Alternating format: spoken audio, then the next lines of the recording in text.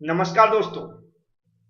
हम लोगों ने समझना स्टार्ट किया है डिफरेंट टाइप्स की गवर्निंग, जिसमें पिछले वीडियो में हम लोग गवर्निंग का फंक्शन, गवर्निंग के टाइप्स और थ्रॉटल गवर्निंग को विथ डायग्राम, वर्किंग कंस्ट्रक्शन सब कुछ समझ चुके हैं। आज हम लोग गवर्निंग का एक और टाइप समझेंगे जिसका नाम है नोजल गवर्निंग। यदि आप इसको भी समझना चाहते हैं तो पिछले वीडियो की तरह आपको ध्यान से सुनना होगा और वीडियो पूरा देखना पड़ेगा, तभी समझ में आएगा। चलते हैं, स्टार्ट करते हैं। सबसे पहले हम फिर से एक बार ये समझ लेते हैं कि गवर्निंग का कहां पर उपयोग किया जाता है और क्या इसका फंक्शन होता है। तो गवर्निंग का उपयोग किया जाता है टरबाइन्स के अंदर। गवर्निंग का उपयोग किया जाता है टरबाइन्स के अंदर, टरबाइन की स्पीड को मेंटेन करने के लिए। टरबाइन की स्पीड को मेंटेन करने के लिए जब टरबाइन पर लोड बढ़ता है, जब टरबाइन पर लोड बढ़ता है तो वहां पर स्टीम की सप्लाई बढ़ाकर हम क्या करते हैं, टरबाइन की स्पीड को बढ़ा देते हैं। और जब टरबाइन पर लोड कम होता है तो वहां पर स्टीम की सप्लाई कम करके टरबाइन की स्पीड कम कर देते हैं। उससे क्या होता है, टरबाइन की जो स्पीड है मेंटेन रहती है। अब हमने बार बार स्टीम का नाम लिया तो सभी लोग वैसे भी जानते हैं कि टरबाइन को हम किससे मूव कराते हैं। टरबाइन में ब्लेड लगी रहती है, उस पर हम स्टीम का इंपैक्ट कराते हैं। तो नॉर्मली ये टरबाइन की स्पीड किस पे डिपेंड है, स्टीम पर डिपेंड है। तो स्टीम की ही जो सप्लाई है उसी में हम लोग क्या कर सकते हैं, उसी को कंट्रोल करके, मतलब उसकी स्पीड को, जो सप्लाई है स्टीम की, उसको बढ़ाकर हम क्या कर सकते हैं, टरबाइन की स्पीड बढ़ा सकते हैं। और जो हमारी स्टीम की सप्लाई है उसको कम करके हम टरबाइन की स्पीड कम कर सकते हैं। तो कहने का मतलब है कि यहाँ पर जो गवर्निंग है उसमें हम ये समझने वाले हैं कि जो स्टीम है उसकी सप्लाई को कैसे हम कंट्रोल करेंगे और कैसे बढ़ाएंगे जिससे हमारी टरबाइन की स्पीड है मेंटेन रहे।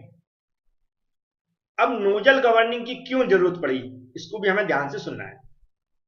तो जैसा मैंने बताया है कि टरबाइन के ऊपर लोड बढ़ता है तो हमें क्या करना पड़ता है, स्टीम की सप्लाई बढ़ाना पड़ती है। और टरबाइन पर जब लोड कम होता है तो स्टीम की सप्लाई कम करना पड़ती है। जब टरबाइन पर लोड कम होता है, याद रखें, जब टरबाइन पर लोड कम होता है वहां पर जो हमारी थ्रॉटल गवर्निंग है उसका उपयोग करते हैं। टरबाइन पर जब लोड कम होता है वहां पर हम थ्रॉटल जो गवर्निंग है उसका जब उपयोग करते हैं तो हमारी टरबाइन की जो इफिशियंसी है कम हो जाती है। क्या हो जाती है, टरबाइन की इफिशियंसी कम हो जाती है। कब कम हो जाती है, फिर से सुन लें। जब टरबाइन पर लोड कम होता है तो वहां पर हम जो थ्रॉटल गवर्निंग है उसका उपयोग करते हैं तो वहां पर टरबाइन की स्पीड कम हो जाती है। तो यही जो कमी है इसको दूर करने के लिए हमने एक और मेथड का उपयोग किया जिसका नाम है नोजल गवर्निंग। अब नोजल गवर्निंग में क्या होता है इसको भी आपको ध्यान से सुनना है। नोजल गवर्निंग में हम लोग क्या करते हैं, नोजल को नंबर ऑफ ग्रुप में डिवाइड कर देते हैं। नोजल गवर्निंग में नोजल को नंबर ऑफ ग्रुप में डिवाइड कर देते हैं, लगभग 3 से 5 के बीच में। नोजल को हम 3 से 5 के बीच में क्या कर देते हैं, ग्रुप में डिवाइड कर देते हैं। यहां पर जो मैंने एग्जांपल लिया वहां पर हमने 3 भागों में डिवाइड किया है, नोजल को 3 ग्रुप में डिवाइड किया है। अब एक ग्रुप में डिवाइड करके कैसे काम करेगा इसकी हम वर्किंग समझा देते हैं, बड़े आसानी से आपको समझ में आ जाएगा। यहां पर आपको दिख रहा है, ये दिख रहा है N1, N2, N3।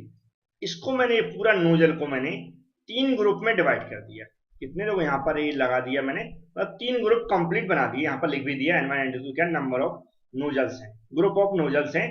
ये नीचे V1 V2 क्या वॉल्व्स हैं। अब इनके अंदर जो हम लोग स्टीम सप्लाई करेंगे उसमें हम देख रहे हैं ये वॉल्व 1 लिखा हुआ है। वॉल्व 1 के थ्रू हम कहाँ करेंगे, जो नोजल 1 है इसमें स्टीम सप्लाई करेंगे।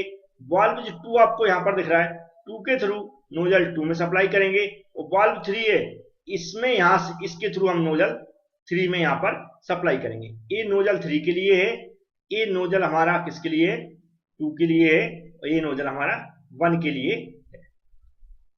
होता क्या है, जब नॉर्मल कंडीशन पर हमारा टरबाइन घूमता है तो वहां पर ओनली ये वाल्व हमारा बंद रहता है, ये वाला हमारा क्लोज रहता है, ये वाला भी हमारा क्लोज रहता है। सिर्फ जो वाल्व 1 है इसको हम लोग ओपन कर देते हैं और यहाँ से नॉर्मली हमारी जो स्टीम है वह सप्लाई होती रहती है और टरबाइन की जो शाफ्ट है वह हमारी घूमती रहती है।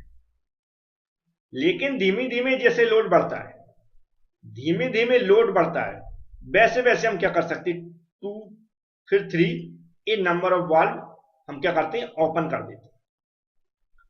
ये जब तीनों वाल्व ओपन है तो समझ लीजिए कि हमारा जो टरबाइन है वह फुल लोड पर चल रहा है। किस पे? फुल लोड पर चल रहा है, जितने लोड पर उसको डिजाइन किया गया है, जितने लोड तक के लिए उसको डिजाइन किया गया है, समझ लो वह फुल लोड पे चल रहा है। यदि ये तीनों वाल्व ओपन है, तीनों वाल्व से हमारी स्टीम सप्लाई हो रही है, क्योंकि नॉर्मली हम जानते हैं स्टीम सप्लाई उसी पे डिपेंड है जो हमारी क्या टरबाइन की स्पीड। ऐसे ही क्या होता है जब लोड कम होता है, जब लोड भी कम होगा, भाई फुल लोड पे चल रही तो लोड कम भी होगा। जब लोड कम होता है तो हम लोग क्या करते हैं, उसी तरह वाल्व 3 और वाल्व 2 धीमे धीमे बंद करते हुए आते हैं।